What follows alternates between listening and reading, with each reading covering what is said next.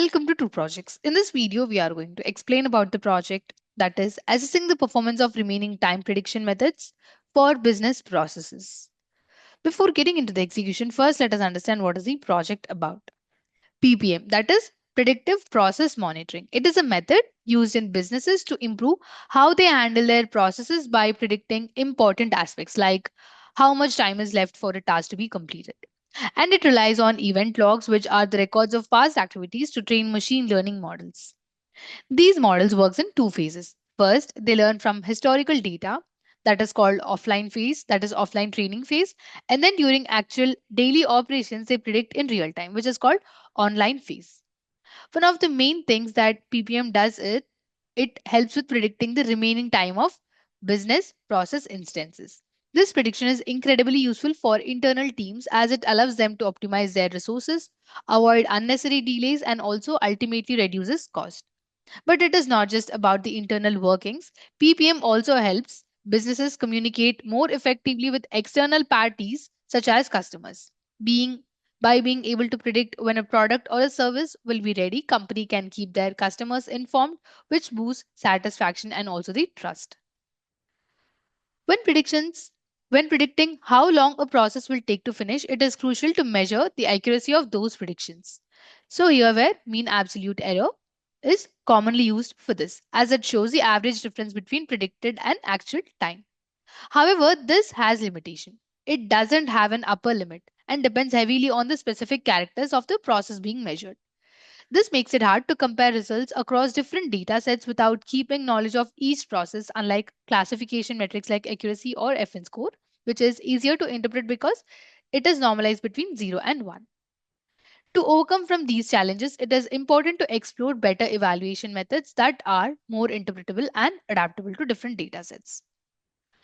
Additionally, addressing label shifts. When the data the model was trained on different differs from the data it sees during the real world use, it is crucial for ensuring consistent and reliable predictions. So tackling these issues helps to improve the performance of predictive models across various scenarios. This project is all about measuring the accuracy of predictions for how long a process will take to finish. Instead of relying on traditional mean absolute error, which can be hard to interpret and compare across data sets, the system introduces this project proposes a metric called normalized mean absolute error.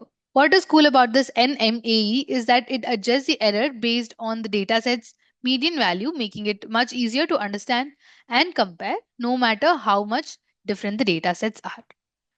And the other part being addressed is the label shifts. That is, when the data used to train the model doesn't match the data it sees during real world use. So, the system designed to handle this ensures predictions stay accurate even when the data distribution change. To keep things grounded, it also uses simple baseline model that predicts the median over time. And this serves as a reference point so we can easily see how much better or worse a more complex model are performing. And to make sure that this new metric is actually working, it actually works well, it has been tested on the event logs. Event logs. So these logs are like records of what happening during various process. So they are perfect for testing how accurate the predictions are. Additionally, machine learning models that are XGBoost, DALSTM, and PGNet are employed for predicting the time, that is PPE. And to train and test these models, the system uses advanced techniques for representing data. For example, here, sequential and graph based representations are, sequential representations, they capture the order in which events happen, and graph based representations, which are great for capturing complex relationships in the data. So, by combining these techniques with diverse models, the system ensures that evaluation is thorough and realistic.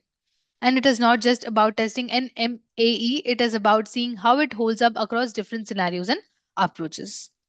So, this is about the proposed system. To further improve the performance, this project takes the DALSTM algorithm. So, here, DALSTM algorithm and makes it even better by creating an ensemble model. Basically, it combines two powerful deep learning models, that is LSTM and GRU model, into one system. Why? Because each of these layers has its own strengths. LSTM is great at capturing patterns over long sequences, while GRU is faster and adapts well to the changes. By combining them, the model becomes more accurate and better at handling changes in the data, especially when the labels or outcomes shift unexpectedly.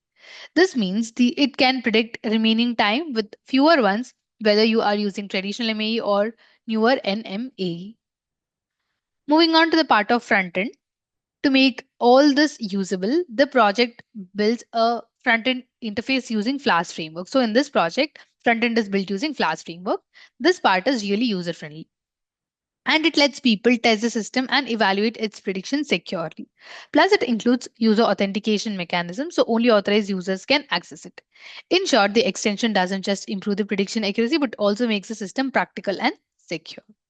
And now comes the implementation. To implement this project, we have followed the steps mentioned in the flow of work. So first, we import the libraries. So here we load all the necessary Python libraries and frameworks such as Pandas, NumPy, Scikit-learn, TensorFlow, Flask, etc., which are essential for the data processing, model training, and building the application. And then comes exploring the data set. So here we analyze BPIC 2012 business process data set to understand its structure, features, and distributions. This helps to identify patterns, anomalies, or pre-processing needs. And then comes pre-processing the data. So here we handle missing values. That means we replace and remove incomplete data to ensure quality. Then comes the normalized features. So we scale numerical data to a uniform range to improve model performance. And we encode categorical variables. So here we convert non-numeric data into format that machine learning models are understand. It means that categorical variables are converted to numerical form. Data splitting. So here we divide the data into training and testing sets. Training set is used to train the model and testing set is used to evaluate the performance on unseen data. Coming to building the model. So here we initialize machine learning models and that are trained on the training data to learn patterns and relationships and they are evaluated through MAE and NMAE and then they are compared through graphs. Coming to the part of front end. So here we built a user-friendly interface using Flask framework, including registration and login functionality with the SQLite for secure data storage. And in the front end, users they will be able to give their input and that will be pre-processed at the back end. It will be fed with the train model. Finally, train model will be giving us the prediction. So this is how we have implemented the project. Moving on to the algorithms used. So these are the algorithms used in this project. So here, every algorithm is trained on the training data set first, and then it is evaluated using this test data. Similarly, DALSTM, PGTNet, and the extension model DALSTM with GRU are trained in the same way and tested in the same way. Moving on to the requirements, to implement this project, we need basic requirements that are hardware and software. Coming to hardware, we need operating system of Windows, processor of 5 and above, RAM of 8 GB and above, and hard disk of 25 GB and above. And coming to software requirements, we need application of Python, front-end framework of Flask, back-end framework of Jupyter Notebook, database of SQLite 3, and front-end technologies are HTML, CSS, JavaScript, and Bootstrap 4. So this is the overview of the project. And now let us execute. For that, we are supposed to open the code folder. So open the code folder. These are the source code files in the code folder of the project. Let us understand each of them. How will they be used in this project? So in this dataset folder, we have the dataset that is used to train the models for predicting PPE. So it is being loaded. Just wait for a while. So these are the different features and we have different values. So all this data will be used for training the models. Get back. And here in this test data file, we have the test cases that we will be using in the front end for predicting the PPE. Let's get back. And in the model folder, we have the algorithm information that is stored in .h5 files, NumPy files, and pickle files. So those files, they will be loaded into the project code during execution. Coming to static folder, this folder consists of files related to CSS, JavaScript, and Bootstrap files, which are important for the visual appeal. And here we have templates folder. This folder contains all the HTML pages used in this project. It typically includes files like index.html, about.html, etc., which represent different pages of the website. And here we have app.py file. This .py file contains the information related to front-end logic. It includes code written in Python that handles server-side operations such as processing user requests, interacting with the database, and generating dynamic content to be rendered in HTML templates. Here we have notebook.ipynb file. This is a Jupyter notebook file which contains a combination of code, graphs, and outputs all in one place. It allows users to write and execute code in individual cells, making it a popular choice for the data science. And here we have signup.db file. This file is a database file which is used to store the user information. So this is all about the code folder. Now let us execute. So copy the path of the code folder from the address bar of the file explorer. I'm copying it. Now open the command prompt. So it has been opened. Give the command cd, give the space, paste the copied path, and now click on enter. Here, if you observe, current directory is changed to the code folder's path. Now compile app.py file. So give the command python space app.py and now click on enter. So by this command, it will execute Python script and perform a runtime check for any syntax errors or logical issues. And after running this app.py file, Flask framework, it will host the application locally at the default address, which is the local host and the port unless configured differently. So this is the local host and this is the port.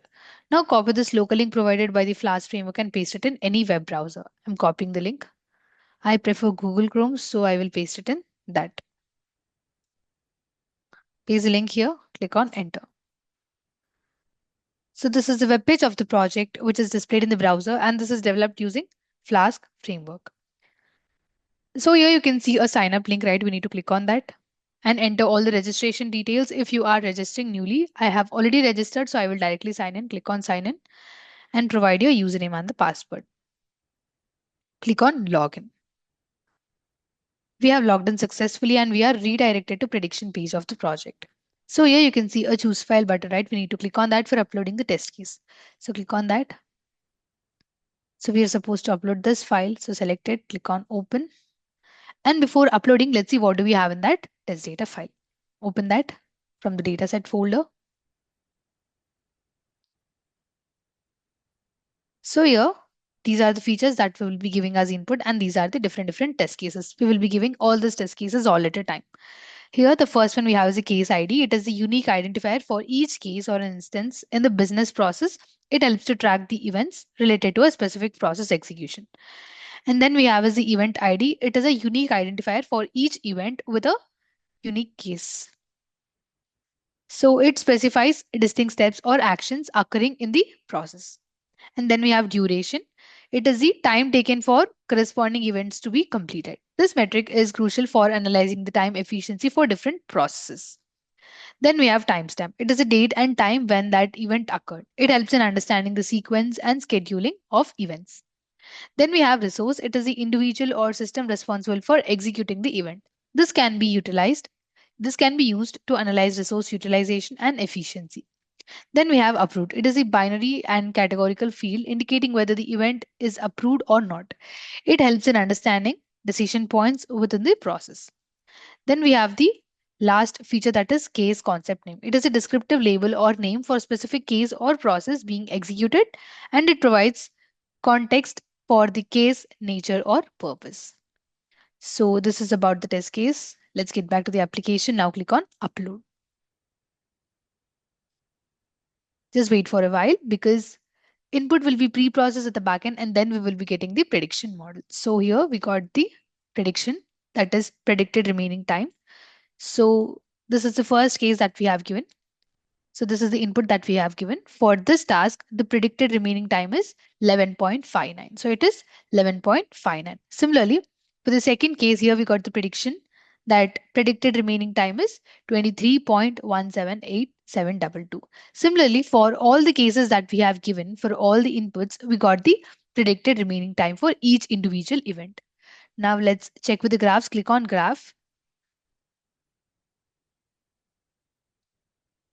So here we have the graphs. This is the extension models forecasting graph. Here on x-axis we have number of test samples and on y-axis we have remaining time forecasting. And here this red color line represents the true remaining time and green color represents predicted remaining time.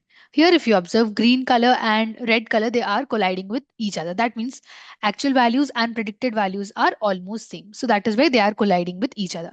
That means that the ensemble extension model is performing well. Here the ensemble extension model is DA-LSTM, which is combined with the GRU. And here we have the MAE, that is NMAE graph. Here on x-axis we have NMAE. NMAE is normalized mean absolute error, which is a proposed error metric. Here on y-axis we have all the models. And this is the mean average error. Here on x-axis we have mean average error, and on y-axis we have all the algorithm names. Now click on sign out. In this widget, by giving the event related values to the system, it will predict the remaining time, that is predicting remaining time for completing that event. So this is all about the project. Thank you for watching video. For more projects, please visit our website www.trueprojects.in. For updates on latest project videos, please visit True Projects YouTube channel and subscribe.